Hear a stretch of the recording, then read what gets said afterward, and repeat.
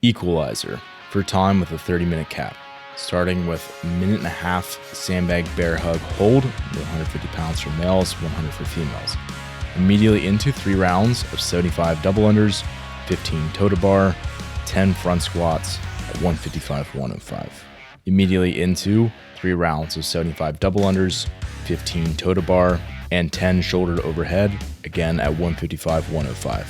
Immediately into 300 feet of sandbag bear hug carries, completed as 12 lengths of 25 feet, again with a 150 pound bag for males, 100 for females.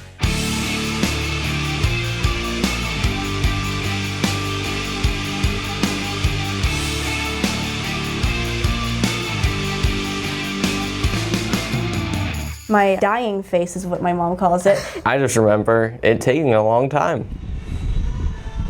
And bam. And we're off. All right, this is where you two have to talk, otherwise people are gonna have to hear me. Okay. All right. There we go. You can go first. So, yeah, basically, both of you guys planning to break the sandbag, right? Yeah. Mm-hmm. Sandbag needed to be braked for me. Yeah. It's one of those, like, could, but you probably shouldn't.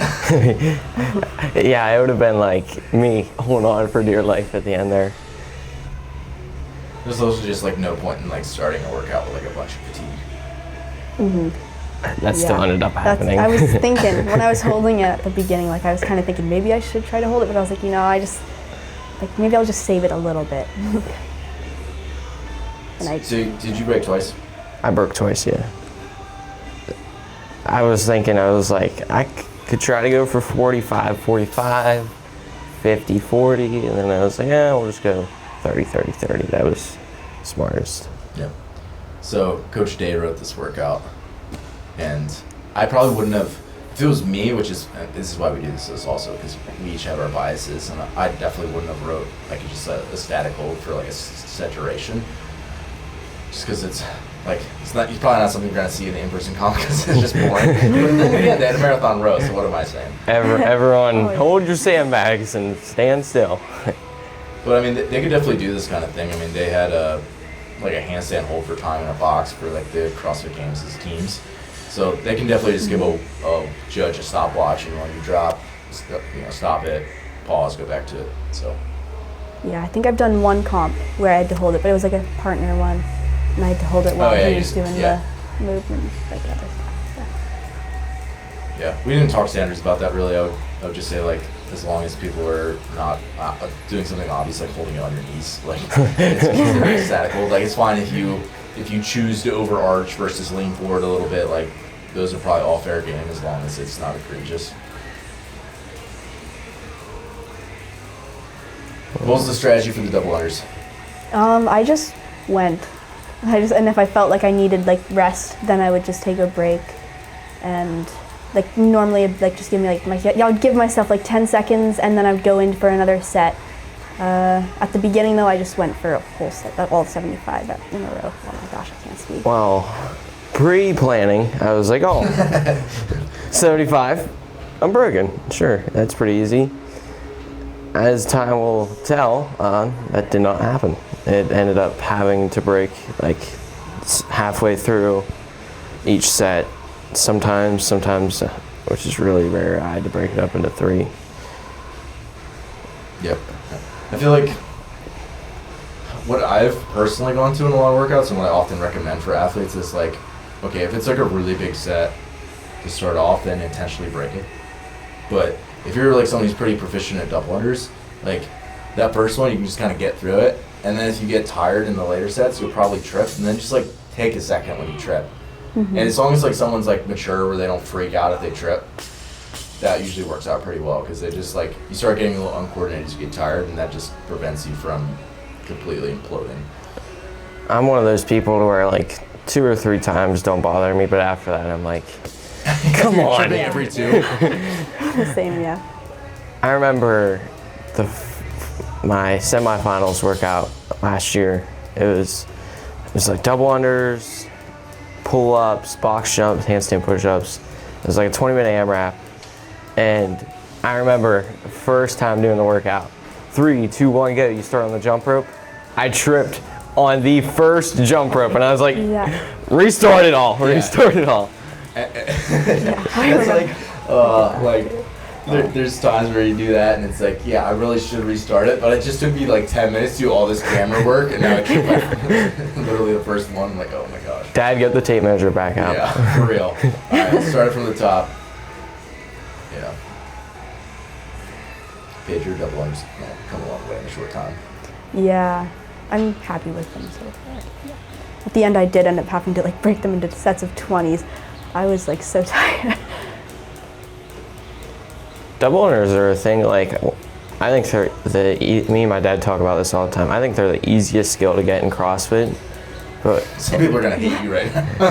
Yeah, I think it took me a long time. I think they're the easiest skill to get in, or I guess perfect in CrossFit, because like we were doing snatch today, and when you snatch, like sometimes you'll be like, what am I doing wrong? And then you have to play it back, and then you're like, oh, there's so many things wrong.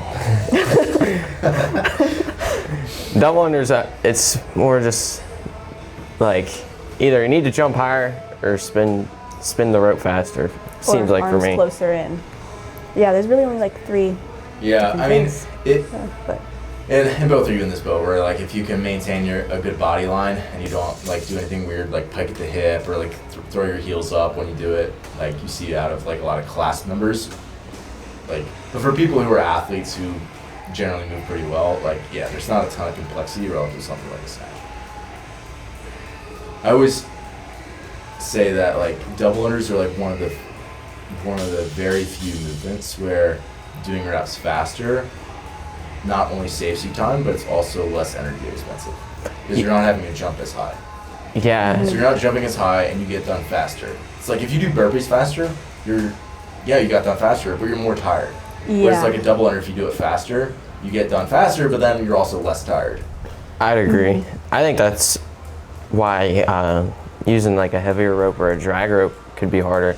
Like obviously the weight of the rope being heavier is going to make it harder, but since you have to jump so much higher to get more reps, the speed of it faster, I feel like that's like where it's just much harder for a drag rope because you have to do more jumping, I guess you could say. You have to jump higher. How's your grip in this? I feel like I remember it was like starting to go, but it wasn't like really bad. It didn't get like where it was like I felt like I was like losing grip ever. Yeah, this was like. But there was some fatigue. Power clean and toe to bar would be a little different. Yeah. Toe to bar. For me, it was more like the cardio part. Yeah. I think everybody's gonna be in that boat because either like the barbell and this is where W are kind of at. But like if the barbell's really heavy, it just obviously like the fatigue just compounds really quickly there. But then if it's not heavy, you can just move faster and you get to the same place. So as a percentage, this was definitely a little bit light for Paige. I was gonna say, how did you break up your front squats? Yeah, I was able to do 5s. I'm pretty sure that's what I did. I blacked out from last night. I'm like, I don't know. I just remember it taking a long time. Yeah, you do a really good job, Paige, of like getting that a little bounce out of the hole, but still like for a lot of people who have longer limbs, that's like a challenge. But like you've got two positions that kind of allow you to get a little bit of a bounce while still keeping your chest up, which is like a good quality to have. Yeah. Like the rep speed just looks good.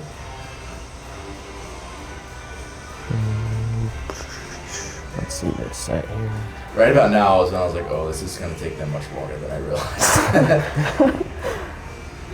I feel like if the barbell is light enough for you, at least for me, it's like if this was like, I don't know, for me, like if it was like a really light barbell, like for me 95, I think like yeah, I mean you're just flying through it. 95-pound barbell, and it was, I mean, obviously just completely different. But and again, like I was talking this about your mom, like okay, a couple years down the road, this is just a completely different workout. I mean, this was your max clean jerk, like how long ago? Like not that, like, when we started working together, basically. Yeah. So, the fact that you did 60 reps at it in this workout is kind of a big deal. Again, versus, like, somebody like, I don't know, we take somebody like Sam, Yeah. right? Like, the barbell is just Yeah, that's such a non-issue that just is just like straight cardio the whole time. Yeah, this will probably be a good Sam one. This is a very good workout in the fact that because it's a triplet and it's MGW. I didn't even realize that. Yeah. Yeah, I mean, it's not really going to favor any one person. It's quite balanced in that way. Yeah, I think this would be I a agree good, with that. good CrossFit competitor KPI for live events. So you got a sandbag and then you got some classic stuff in the middle. Man, this would suck having to do another event after this. I mean, you woke up today and you did Yeah. 20 snatches for time, so. Oh.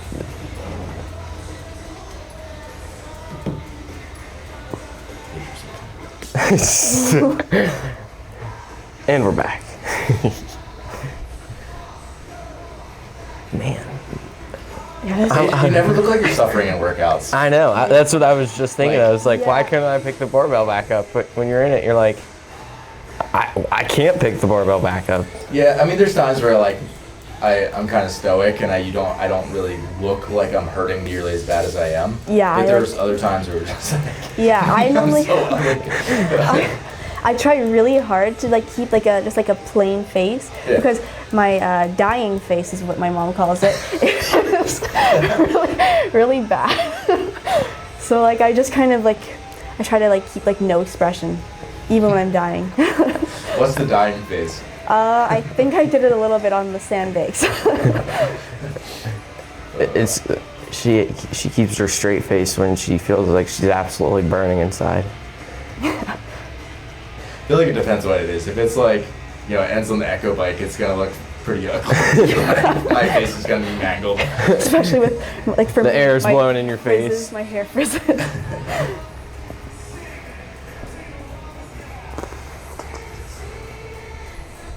Yeah, I mean, we were kind of talking about this, but like one of the big things we did for you, Paige, was just shorten your rope up. Yeah, I really noticed like a big improvement like after I did cut it the first time. Like I didn't have to jump as high, and then I actually like I wasn't having like the shin like fatigue or anything like calf. Yeah. I think when like I know that like when I first started CrossFit, like the thing like not the golden rule, but like what people say is jump rope should be at like your shoulder height. For me, that Yeah. I I've heard done armpit, which is even that is like 6 inches shorter than like that's shoulder. when I started with you, that's like how high my jump rope was. Now it's staying near at my hips. Yeah, I mean, if you have less material, you can spin it quicker. And it's also like, I think this is happening to you, Paige. Like sometimes when you trip, it's because it's bouncing out in front of you because Yeah. it's so long, and then it bounces up off the floor. Yeah. And that's what's actually causing you to trip is because it's too long. And then also like I did notice like one of the things that did also change was my grip didn't give out as fast. Like I was able to hold on a lot longer without getting like fatigue in like the arms. Yeah.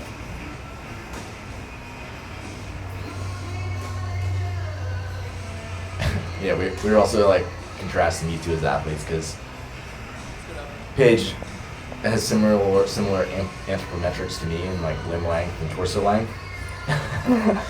And yeah, Dub and JC and your dad are all much more of a longer torso, shorter limbs. Yeah. So it just lends itself to a different skill set. And you were saying like how tired your hip flexors get when you do toes bar, whereas like we were both saying, grip is usually the first thing to get out. Yeah. Yeah, for me, it's like I can hang on forever. Sometimes. So, depends on the workout, but I think sometimes I'm like, yeah, I can hang on forever.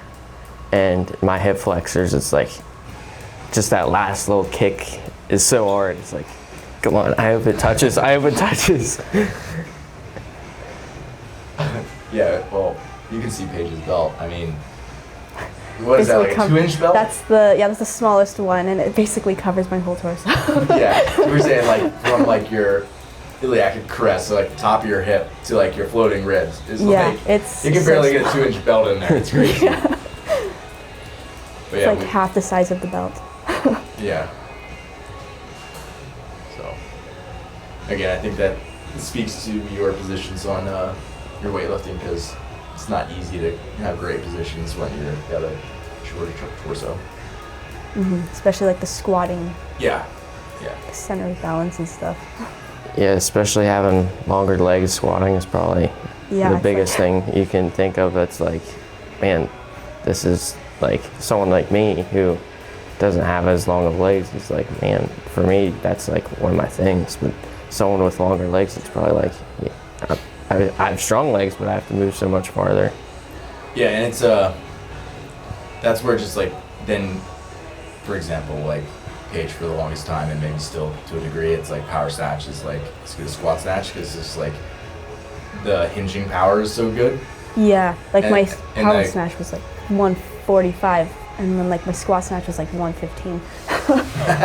Luckily we closed Complete that opposite for me. Oh man, but yeah. So, I mean, again, like I'm sure, like a double under toe to bar, or double under deadlift, handstand walk workout would be like your jam. Like Yeah, built super well for that. Whereas like oftentimes for you, like deadlift singles are like the way to go. Yeah. And to me, as someone who's like not built that way at all, it's like the most confusing thing in the world, because like I don't have much power off the floor, but then I get good, like I can accelerate it pretty well. So it's like touch and go is like the way for me to go. I feel like touch and go sometimes, it, like I said, depends on the workout. Like Or when, like a heavy deadlift. Like it Yeah. could be like a really heavy deadlift. And if it was, it would take, you could do 50 reps at, say it's like, we're the same strength and it's like deadlifts at 85% in a workout or something.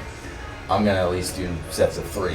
for me, Or you'll just do singles. yeah, that, and I feel like I stay more disciplined, where like triples, like sometimes I could be like, oh, I just did 3, Yeah, walk around for a minute. take a whole lap around the gym, oh, now I'm ready. But I think I would actually probably make up time doing that, because I think with singles it's just like the re-grip and reset up every time, at least for me, it takes forever. yeah. Like I always do best in competitions with workouts with like deadlifts or like clean and jerks, or sometimes. Yeah. Normally Yeah, even like, for example, like there's a lot of people who really struggle with like light barbell cycling for that reason, because like hinging endurance isn't as great. Whereas like, okay, if it's like a 55-pound power snatch, you're probably gonna be pretty good, because like just like you're built to hinge like that, and like your hinging endurance is probably pretty solid. On to the sandbag carry. Yeah, actually, I want to see. 12 lengths is Let's see 300 the feet if difference. you're doing lengths of 25, which we'll have everybody do. Like you were saying yesterday, that 150 being a 200-pound bag, man, it feels so much better than our 150. Our 150, I swear, it's like a boulder. Yeah, so the sandbag here at the gym that W will be moving around is it's a 200-pound bag from Rogue, but it's filled with 150 pounds of sand. So it gives a lot more, and it's a longer bag, so it like your forearms kind of sink into it when you pick it up, versus what Paige has right now, which is a 100-pound bag with 100 pounds of sand, and it's like completely full, where it makes it like, it pushes into your chest a lot more too. Makes it awkward. And then you're like, oh my goodness, I can't breathe. Yeah. Yeah, so that is a big improvement from the last time I did them. Like the last time here, I'll try to describe it. Okay, so my feet were pointed out.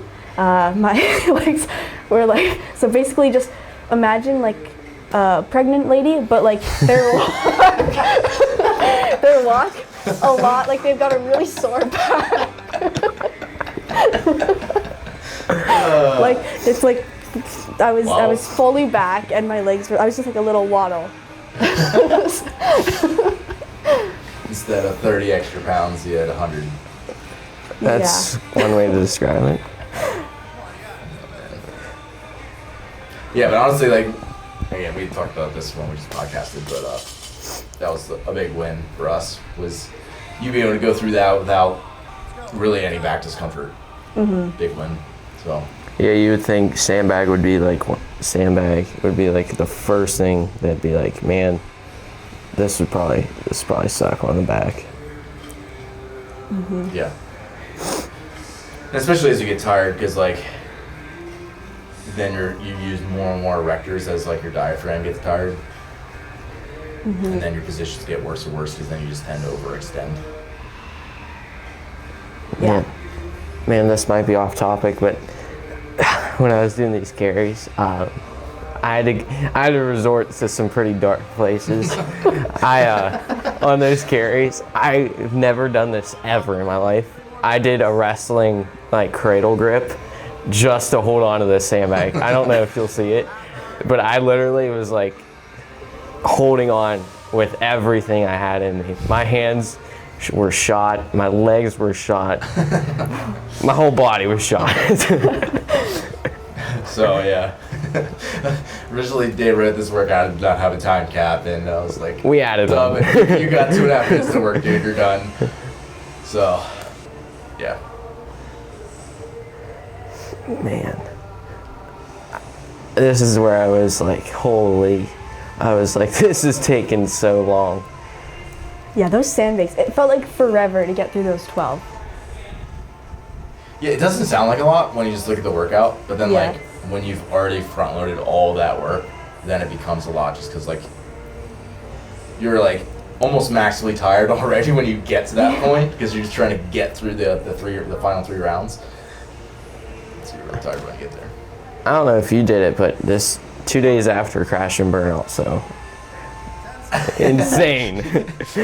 This is where I was like, Calves. I was like, go on, and dead. Yeah. But no, I mean, I think that'll be a good one for like I said, it's a great test, and I think it'll be a good one for you both of you to use it. It's simple. Thanks for doing this, guys. Yep.